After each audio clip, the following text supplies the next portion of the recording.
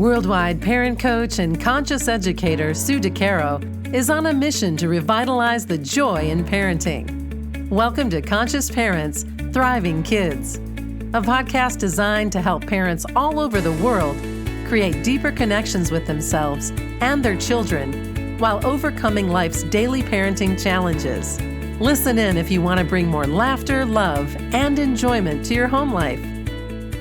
Welcome to Conscious Parents, Thriving Kids, a place for all things parenting. I am your host, Sue DeCaro. Our children are no different than us when it comes to stress and anxiety. As much as we hope our children never go through situations that provoke these feelings, the reality is that things happen that can cause our children to experience both stress and anxiety.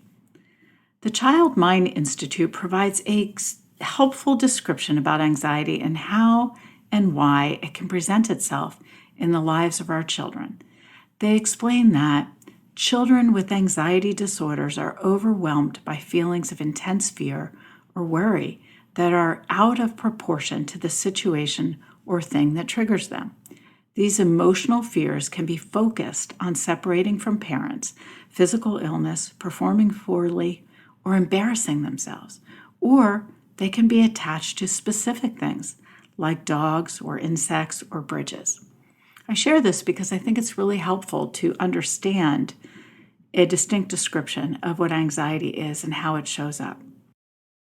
When our children become stressed or anxious, it is important for us as parents to have some tools in our own toolbox to support these children in a healthy and productive manner. In order to do this, it is important that we look at our own stress and anxiety and our reactions to these feelings and emotions. So how does anxiety show up in your life? What do you do to alleviate the stressful feelings and anxiety that you experience in your everyday life? Knowing how you deal with stress and anxiety is important. You are the model for your children, and they are watching every single day. So when it comes to supporting our children, the first step is recognizing those moments when they are anxious and knowing how to respond in a way that shows support and compassion.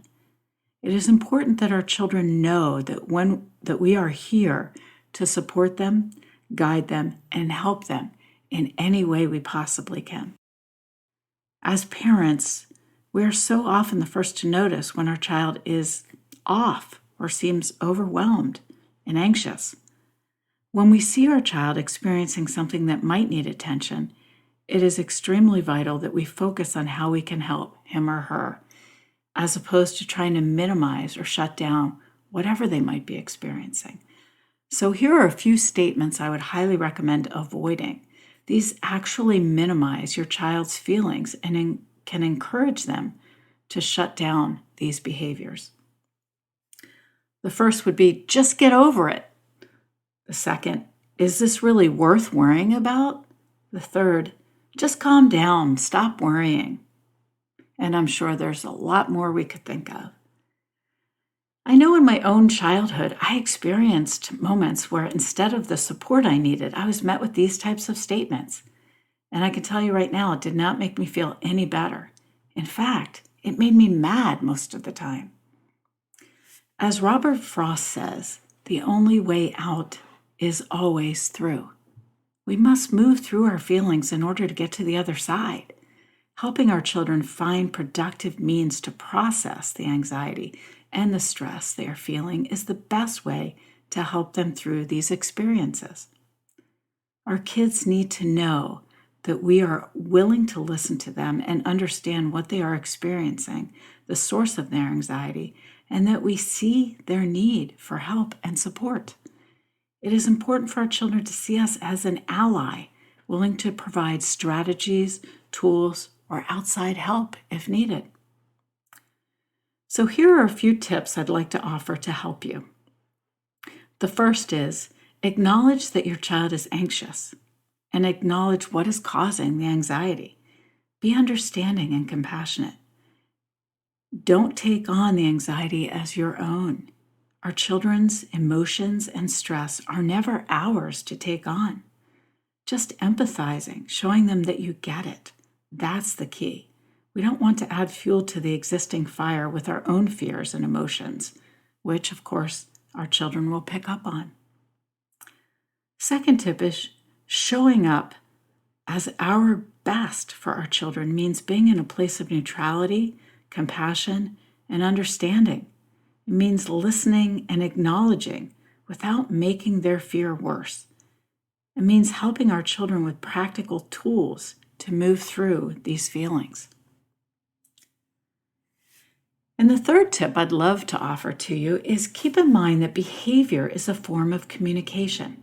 You might see your child behaving differently, perhaps not in a quote-unquote appropriate way, because of the existing anxiety that is causing them stress and triggering them.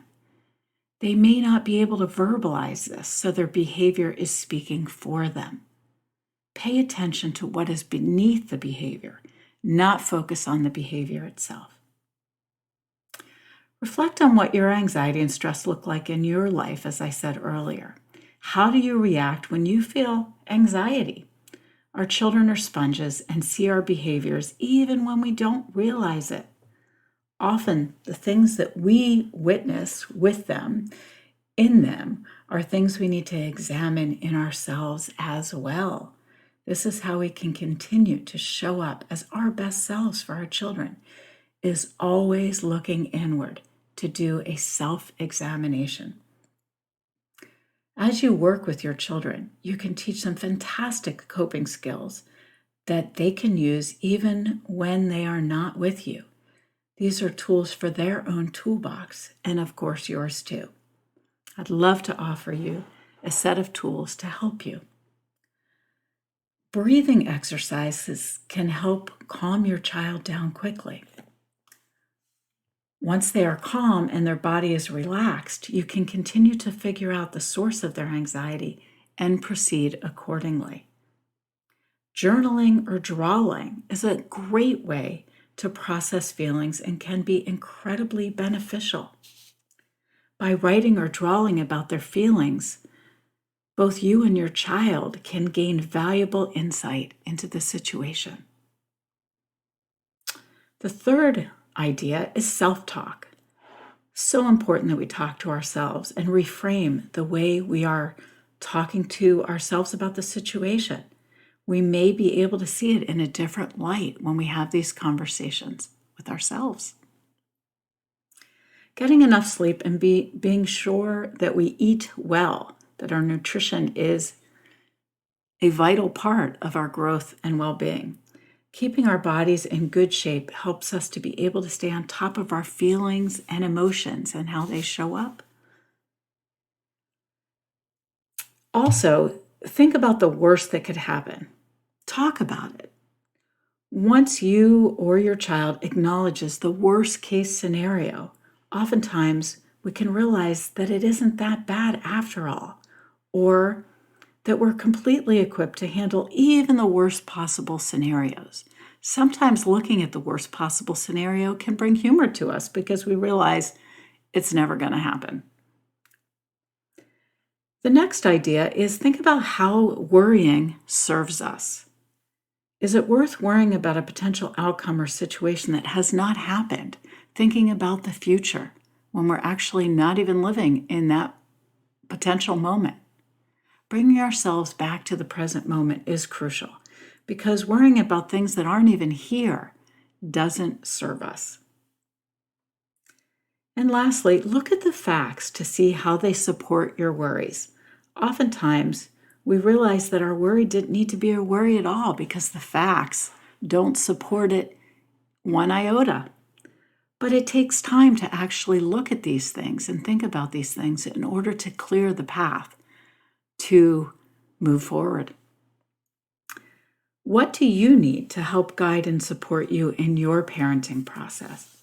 How can you show up as your best self to bring neutrality, calm, and peace to supporting your child in their everyday stress or potential anxiety? I am here to help you in any way that I can. And if you aren't currently a member of my private Facebook group called Conscious Parents Thriving Kids, please take a look on Facebook. I'd love to have you join us in that ongoing supportive community, and it is free. I am always here to help in any way I can. Thank you so much for joining me. And remember, every moment is a new moment for conscious connections. Thanks for listening to Conscious Parents, Thriving Kids. If you like what you heard, the best compliment you can give us is to share this podcast with a friend. And be sure to give us some stars and a favorable review at Apple Podcasts or wherever you listen in.